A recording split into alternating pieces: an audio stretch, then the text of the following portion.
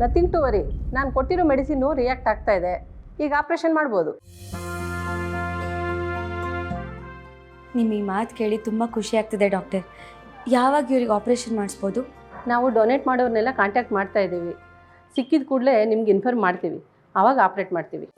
Okay doctor, ನೀವು ಈ ಭರವಸೆ ಕೊಟ್ರಲ್ಲ ಅಷ್ಟು ಸಾಕು ನಮಗೆ. ಅದಕ್ಕೆ ಅಣ್ಣ ಖುಷಿ ಆಗ್ತಿದ್ಯಾ? ಜಾನು ಅವರೇ, ನಮ್ಮ ಗಂಡು ಬಂದ್ಬಿಟ್ರೆ ಅಷ್ಟೇ ಸಾಕು. ಜಾನ್ವಿ ಅವರೇ, ನೀವು ಜಯಂತ್ ಅವ್ರ ವೈಫ್ ಅಲ್ವಾ? ಹೌದು ಡಾಕ್ಟರ್. ಮತ್ತೆ ಮೊದಲನೇ ದಿನ ಬಂದಾಗ ಯಾಕೆ ಹೇಳಲಿಲ್ಲ ನೀವು?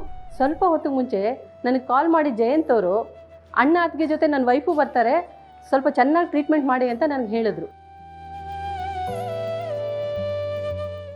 ನಂಗೆ ಥರ ಇನ್ಫ್ಲೂಯೆನ್ಸ್ ಮೇಲೆಲ್ಲ ಹೋಗೋಕ್ಕೆ ಇಷ್ಟ ಇಲ್ಲ, ಹೀಗಿರೋದಕ್ಕೆ ಇಷ್ಟ ಆಗುತ್ತೆ. ಅದು ಅಲ್ಲದೆ ನಾನೇನು ಹೇಳ್ದೇನೆ ನೀವು ಎಷ್ಟು ಚೆನ್ನಾಗಿ ಟ್ರೀಟ್ಮೆಂಟ್ ಕೊಟ್ಟಿದ್ದೀರಾ, ಇದಕ್ಕಿಂತ ಇನ್ನೇನು ಬೇಕು ಹೇಳಿ? ಒಬ್ಬ ಡಾಕ್ಟ್ರಾಗಿ ನನ್ನ ಪೇಷಂಟ್ನ ಚೆನ್ನಾಗಿ ನೋಡ್ಕೊಳ್ಳೋದು ನನ್ನ ಕರ್ತವ್ಯ ಅಲ್ವಾ? ನೀವು ಇಷ್ಟು ಹೇಳಿದ್ರಲ್ಲ ಅಷ್ಟು ಸಾಕು ಬಿಡಿ. ನೀವು ಫೋನ್ ಮಾಡಿದ ತಕ್ಷಣ ಇವ್ರನ್ನ ಕರ್ಕೊಂಡು ಬರ್ತೀನಿ ಡಾಕ್ಟರ್. ಹಾಗೆ ಮಾಡಿ. ಅದುವರೆಗೂ ನಾನು ಕೊಟ್ಟಿರೋ ಡ್ರಾಪ್ಸ್ನ ಕಂಟಿನ್ಯೂ ಮಾಡಿ. ಓಕೆ, ನಾನು ಬರ್ತೀನಿ.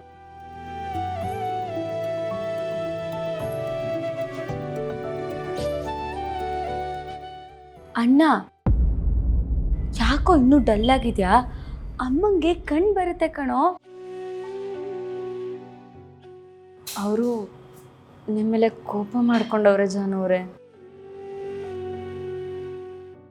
ಆ ಕೋಪ ಹೆಂಗೆ ತೋರಿಸ್ಬೇಕು ಅಂತ ಗೊತ್ತಾಗ್ದಿರಾ ಬೇಜಾರಲ್ಲವ್ರೆ. ಅಷ್ಟೊಂದು ಕೋಪ ಬಂತ ನನ್ನ ಮೇಲೆ. ಇಷ್ಟು ವರ್ಷದಲ್ಲಿ ಯಾವತ್ತೂ ನನ್ನ ಮೇಲೆ ಇಷ್ಟೆಲ್ಲ ಕೋಪನೇ ಮಾಡ್ಕೊಂಡೋನಲ್ಲ ನೀನು. ಅದು ನೀವು ಅವ್ರ ತಾಯಿ ಫೋಟೋನ ಸುಟ್ಟಾಕ್ಬಿಟ್ರಲ್ಲ, ಅದರಿಂದ ಪಾಪ ಸಾನೇ ನೋವಾಗೈತೆ. ಆ ಒಂದು ಫೋಟೋ ತಗೊಬರೋಕ್ಕೆ ನಾವಿಬ್ಬರು ಎಷ್ಟು ಕಷ್ಟಪಟ್ಟಿದ್ದೀವಿ ಗೊತ್ತಾ? ಆದರೆ ನೀವು ಮಾತ್ರ ಅದನ್ನ ಒಂದೇ ಒಂದು ಕ್ಷಣದಲ್ಲಿ ಸುಟ್ಟಾಕ್ಬಿಟ್ರಿ. ನಂಗೆ ಅರ್ಥ ಆಗುತ್ತೆ ಅದಕ್ಕೆ. ಆದರೆ ನಾನು ಯಾಕೆ ಹಾಗೆಲ್ಲ ಮಾಡಿದೆ ಅಂತ ಇವಾಗ ಹೇಳೋ ಪರಿಸ್ಥಿತಿನಲ್ಲಿಲ್ಲ. ಆದರೆ ಒಂದು ಮಾತ್ರ ಹೇಳಬಲ್ಲೆ, ಇದ್ರ ಹಿಂದೆ ಒಳ್ಳೆ ಉದ್ದೇಶ ಅಂತೂ ಇದೆ. ನನಗೆ ಸ್ವಲ್ಪ ದಿನ ಟೈಮ್ ಕೊಡಿ, ಎಲ್ಲ ಸರಿ ಮಾಡಿ ನಿಮಗೆಲ್ಲ ಹೇಳ್ತೀನಿ.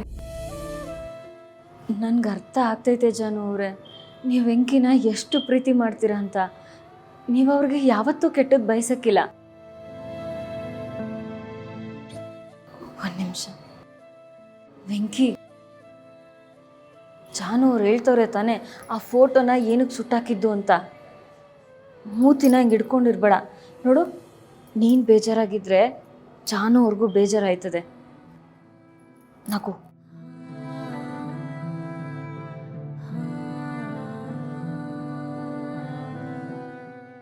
ಅಣ್ಣ, ನಿನ್ನ ಕಷ್ಟ ನನಗೆ ಅರ್ಥ ಆಗುತ್ತೆ ಕಣೋ.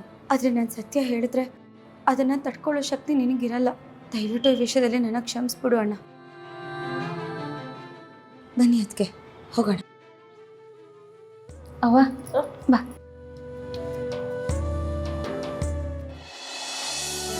ನನಗೆಲ್ಲ ಅರ್ಥವಾಗುತ್ತೆ ಕಣಸಿ.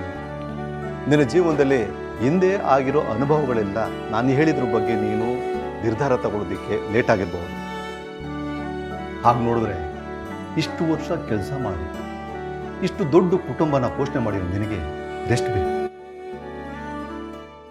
ಸೊ ನನಗೂ ನಿನ್ನ ಮೇಲೆ ಪ್ರೆಷರ್ ಹಾಕೋದಕ್ಕೆ ಮನಸ್ಸಾಗಲಿಲ್ಲ, ಅದಕ್ಕೆ ಸುಮ್ಮನಾದೆ. ಈಗ ನೀ ಬಾ ಅಂತ ಹೇಳಿದ್ದಕ್ಕೆ ಖುಷಿಯಿಂದ ಬಂದೆ. ಈಗೇನು ನಿರ್ಧಾರ ಮಾಡಿದ್ಯಾ? ಅದೇ ವೀರು, ನೀನು ಹೇಳಿದ ಮೇಲೆ ಅದ್ರ ಬಗ್ಗೆ ತುಂಬ ಯೋಚನೆ ಮಾಡಿದೆ, ಮನೆಯವ್ರ ಜೊತೆನೂ ಚರ್ಚೆ ಮಾಡಿದೆ. ಈಗ ನನಗಂಥ ಒಂದು ಕೆಲಸ ಅವಶ್ಯಕತೆ ಇದೆ. ಅದಕ್ಕೇ ಇಷ್ಟು ದಿನ ಹೇಗೋ ಚಿಕ್ಕದಾಗಿ ನನ್ನ ಯೋಗ್ಯತಾನುಸಾರ ಮಾಡ್ಕೊಂಡು ಹೋದೆ. ಈಗ ದೊಡ್ಡದಾಗಿ ಮಾಡಬೇಕು ಅಂತ ಅಂದ್ಕೊಂಡಿರೋದ್ರಿಂದ ಕೆಲವು ವಿಚಾರದ ಬಗ್ಗೆ ನಾನು ನೀನು ಸ್ಪಷ್ಟವಾಗಿ ಮಾತಾಡಿಕೊಂಡು ಮುಂದುವರಿಯೋಣ ಅಂತ ಫೋನ್ ಮಾಡಿ ಕರೆದೆ ಅಷ್ಟೆ. ಅಂದರೆ ವ್ಯವಹಾರಕ್ಕೆ ಮಾತಾಡೋಕ್ಕೆ ಕರೆದೆ ಅಂತ ಆಯಿತು. ನೋಡೋ, ನೀನೀಗ ಬಿಸ್ನೆಸ್ ಮಾಡೋದಕ್ಕೆ ಒಪ್ಕೊಂಡಿದ್ಯಲ್ಲ, ಅದಕ್ಕಿಂತ ಖುಷಿ ನನಗೇನು ಬೇಕು ಹೇಳು? ಇನ್ನು ಇದ್ರ ಮೇಲೆ ಏನೋ ವ್ಯವಹಾರ ಮಾತಾಡೋದಿದೆ. ನೀನು ಯಾವಾಗ ಶುರು ಮಾಡಬೇಕು ಅಂತ ಹೇಳು, ನಾನೆಲ್ಲ ಏರ್ಪಾಟ್ ಮಾಡ್ತೀನಿ. ಹಾಗಲ್ಲಣ್ಣ, ನೀವೇನೋ ಇವ್ರ ಮೇಲೆ ಇಟ್ಟಿರೋ ವಿಶ್ವಾಸ ಪ್ರೀತಿಯಿಂದ ಎಲ್ಲ ಏರ್ಪಾಟ್ ಮಾಡ್ತೀರಾ, ಆದರೆ ಅದು ನಮ್ಮ ಮನೆಯವ್ರಿಗೆ ಇಷ್ಟ ಆಗಲ್ಲ. ಇದರಲ್ಲಿ ಇಷ್ಟವಾಗದಿರೋದು ಏನಿದೆಯಮ್ಮ? ಕೆಲಸ ಗೊತ್ತಿರೋದು ಅವನಿಗೆ, ಗ್ಯಾರೇಜ್ನ ಹೇಗೆ ನಡ್ಸ್ಕೊಂಡು ಹೋಗ್ಬೇಕಂತ ಅವ್ನಿಗೆ ಗೊತ್ತಿದೆಯಲ್ಲ. ಅದ್ರ ಮೇಲೆ ಅವನು ಏನೇ ನಿರ್ಧಾರ ತಗೊಂಡ್ರು ನನಗೆ ಒಪ್ಪಿಗೆ ಇದೆ. ಹಾಗಲ್ಲ ವೀರು, ಜಾಗ ನಿಂದು, ಇನ್ವೆಸ್ಟ್ಮೆಂಟ್ ನಿಂದು, ಪರಿಶ್ರಮ ಮಾತ್ರ ನಂದು. ಹಾಗಾದ್ಮೇಲೆ ಅದರಲ್ಲಿ ಬರೋ ಲಾಭನೂ ಸಹ ಇಬ್ಬರು ಹಂಚ್ಕೋಬೇಕು. ಸೀನು, ಈ ರೀತಿ ಕೇಳೋದಕ್ಕೆ ನಿನಗೆ ಹೇಗೋ ಮನಸ್ಸು ಬರುತ್ತೆ? ಮೊದಲೇ ಹೇಳಿದೆ, ನಾನು ಇವತ್ತು ಈ ಸ್ಥಿತಿಲಿ ಇರೋದಕ್ಕೆ ನೀನೇ ಕಾರಣ, ಅದಕ್ಕೆ ನಿನಗೆ ಇದನ್ನೆಲ್ಲ ಮಾಡಿಕೊಡ್ತಾ ಇದ್ದೀನಿ ಅಂತ. ನಿನ್ನ ಋಣ ನನ್ನ ಮೇಲೆ ತುಂಬ ಇದೆ ಕಣ, ಅದನ್ನು ಇಳಿಸ್ಕೊಳ್ಳೋಣ ಅಂತ ನಿನಗೆ ಗ್ಯಾರೇಜ್ ಮಾಡಿಕೊಡ್ತಾ ಇದ್ದೀನಿ.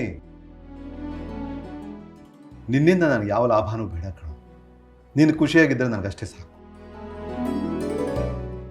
ಹಾಗಲ್ಲ ಸರ್, ನಮ್ಮ ಮಾವ ಎಂಥ ಸ್ವಾಭಿಮಾನಿ ಅನ್ನೋದು ನಿಮಗೆ ಗೊತ್ತು.